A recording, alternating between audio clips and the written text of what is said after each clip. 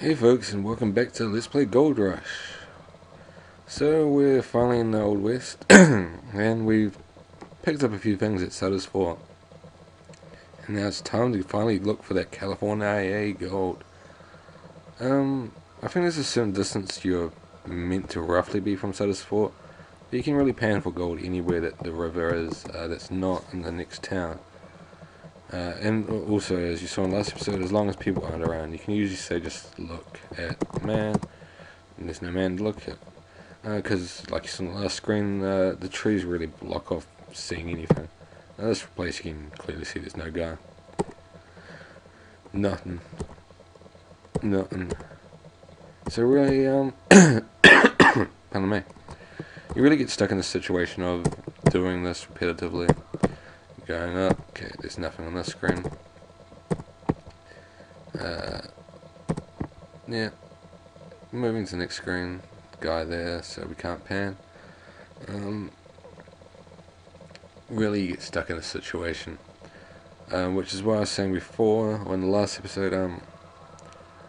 There's a certain amount of gold you can collect total, but there's only a certain amount that you actually need. Yep.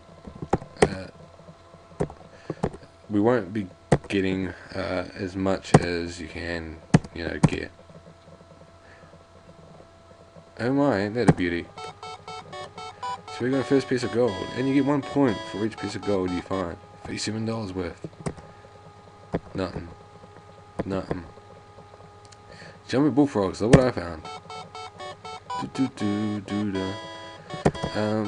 I can't remember the exact amount you need, money wise.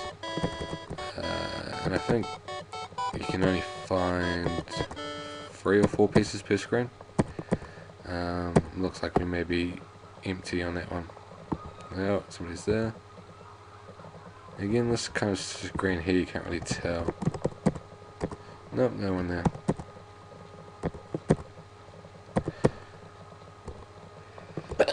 Pardon me. Jumping bullfrogs, look what I found. Nothing.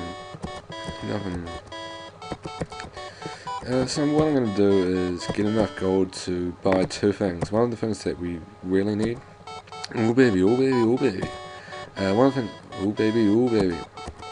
One of the things that we do need. The other thing.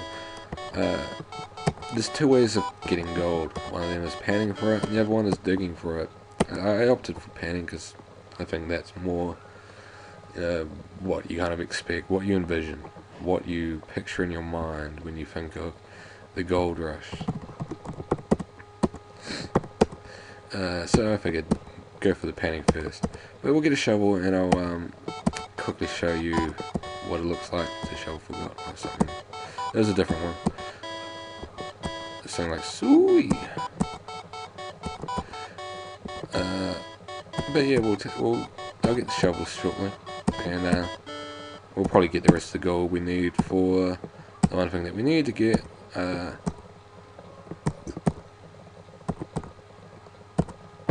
With the gold we clicked there. How much money do we have? 427. Not too bad. Comfortably settle down on that. If I keep this up, I'll be rich in no time. Well, we're almost. No, we're not. We're not as rich as we were when we left off, I guess. But still, we're making some money back. We're about halfway, and I mean we recouped our costs at least. I mean, if we include travel expenses. I mean, if we say, we got a nice trip. We paid however much for the Panama route. Yeah, we got a nice long trip, and then we made some money back. Hey man, look at okay, nothing. That was a different one again.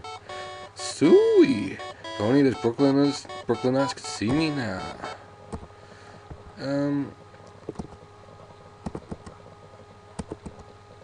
Alright, we'll head back to town and I'll buy the shovel.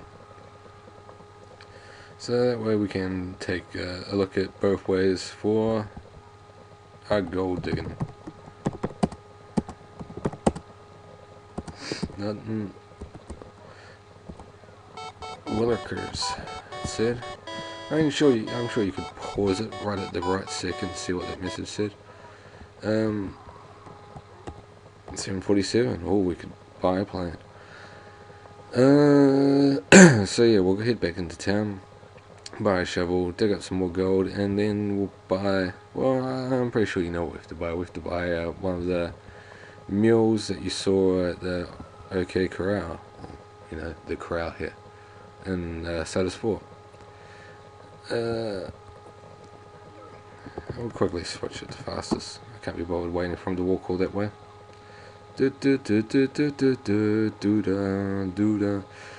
Alright, almost there, almost. Come on, Jared. Bloody hell, I don't even know where the dot is. Oh, you got caught. I got stuck in there. Which way is it from here? I think it's this way. Yep, alright. We'll grab a shovel, dig up a little bit more gold, and then we'll buy us a fine young steed.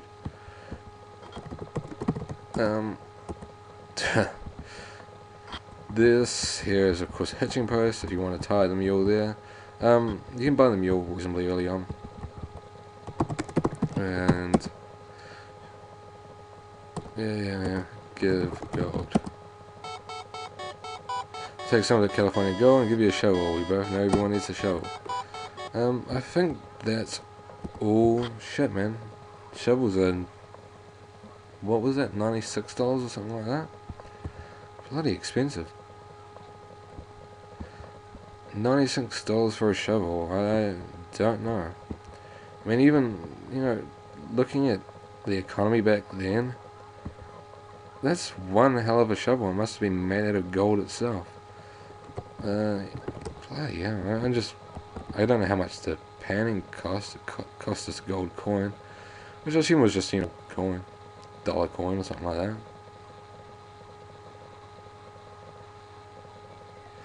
You have to get some way out of town. Like I said, I'm not really sure if it matters too much.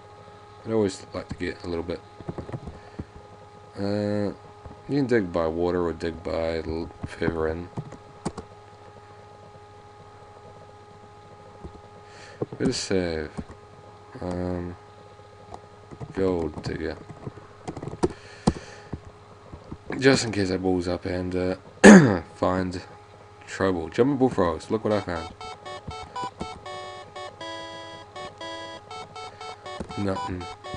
So the gold digging route is obviously a lot more destructive to the landscape, and takes a lot longer as well. Yeah, I think maybe you find more of the gold digging route, and you can do it in more places. I mean, I can do it here, but you also run the risk of bandits coming if you dig around here.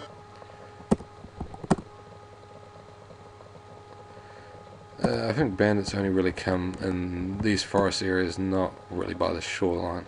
I could be wrong. I don't think I've ever come across them in the shoreline, that's all. But yeah.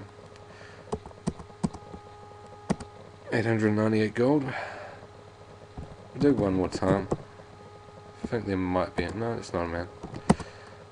We'll find one more lump of gold, and that will be it. So it should be enough. We should have enough. I don't think it's that expensive to buy a mule, at least comparatively to a bloody shovel.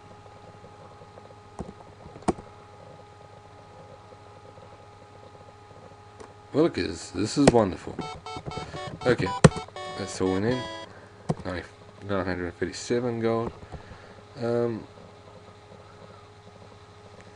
Good luck, man. Hope you find some gold. Anyway, yeah, we'll head back into town, get the mule, and do a few more things, but we'll wrap up the episode relatively early on. Perhaps. I'm not sure how long it's taken so far. Oops. Bloody hell. Gotta do something about that cough. Alright.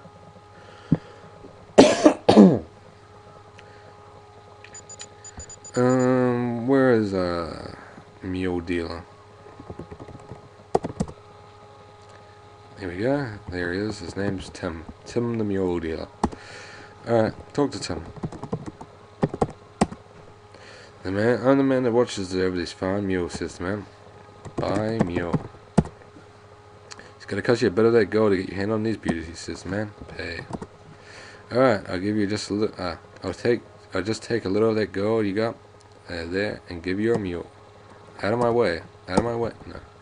Yeah. Don't be so bloody pushy. How much gold did he take? See, not much. I mean, compared to, you think a mule be worth more than a shovel?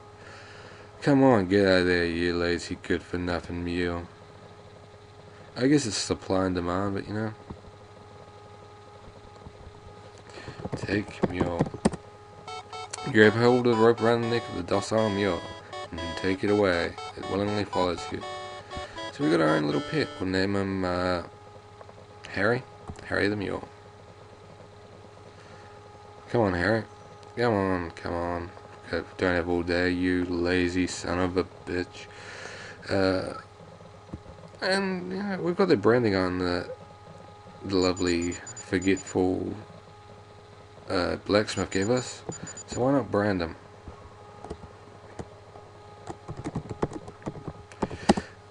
The problem with the mule, of course, is the game kind of registers if you get too far away from it.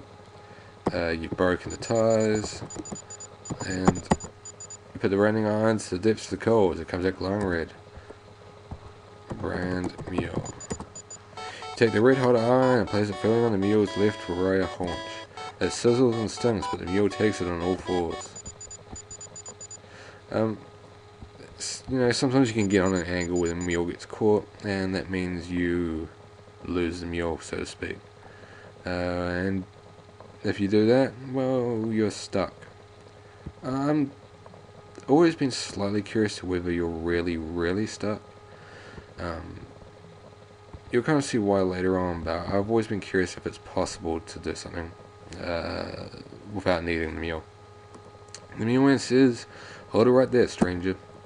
I need to get a description of that mule you're bringing in here. Okay, it's a brown mule, a little scrawny with never seen a brand like that before.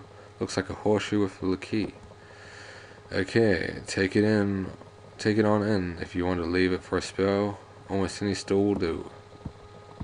Well, the only store we want to put it in is this one. This is another way you can get hung. Let go of mule.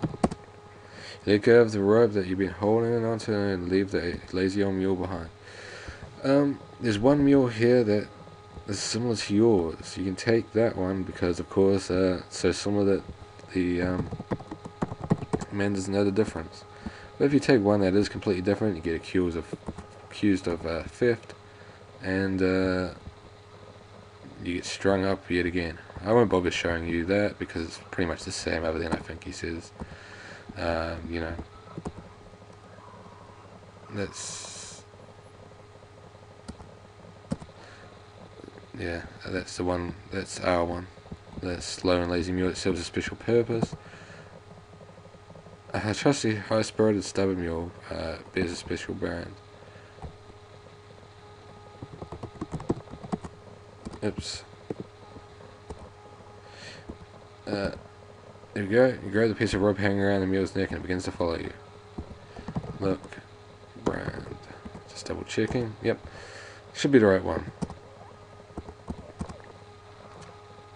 So we got this new mule. Not the one we had before, as our one was slow and trusty or something like that. It serves a special purpose. This one is stubborn and high-spirited as well, not to mention. The mule stands and says, "Let me take a look at that mule you got there. It's brown and skinny, it's got a strange brand on it. But what's this? What are you trying to pull on me here? Oops, my mistake. This sure looks like the mule you brought in here. See you later."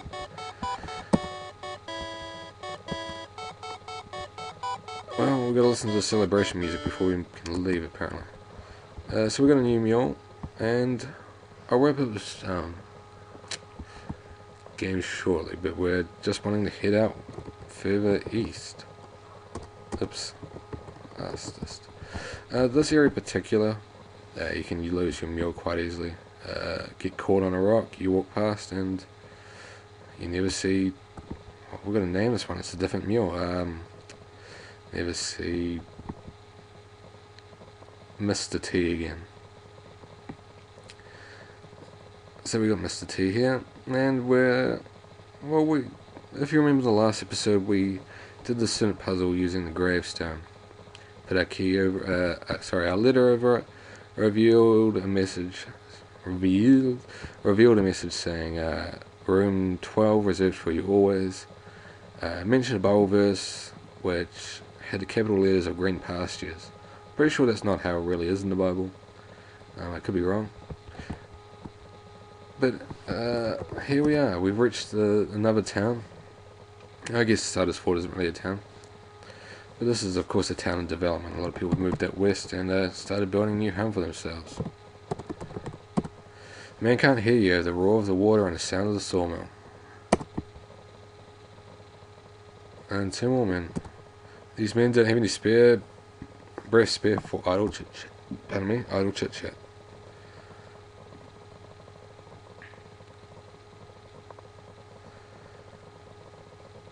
We'll take a look around. See, look, this town's coming on quite nicely. It looks nice. It's got a new house, a guy fixing that roof up there. The hammering fool can't hear you over the pounding of his hammer. I think there might have been somebody in that room. Maybe not. Yeah, he is. I wasn't going crazy. And so it says, today's my day to work inside. I couldn't have picked a better day to be out of the sun. It is pretty hot outside. See? See, that situation was pretty desperately close to losing the mule there. We want to go down here. And to the left. And look at that. Would you look at that? Green pastures. Couldn't have, it must be the same thing. Securely tie up the mule to the hitching post. Alright, that'll wrap up this episode for now. Green pastures. See you next week. We'll see what's inside. Reserved for you always. See you then.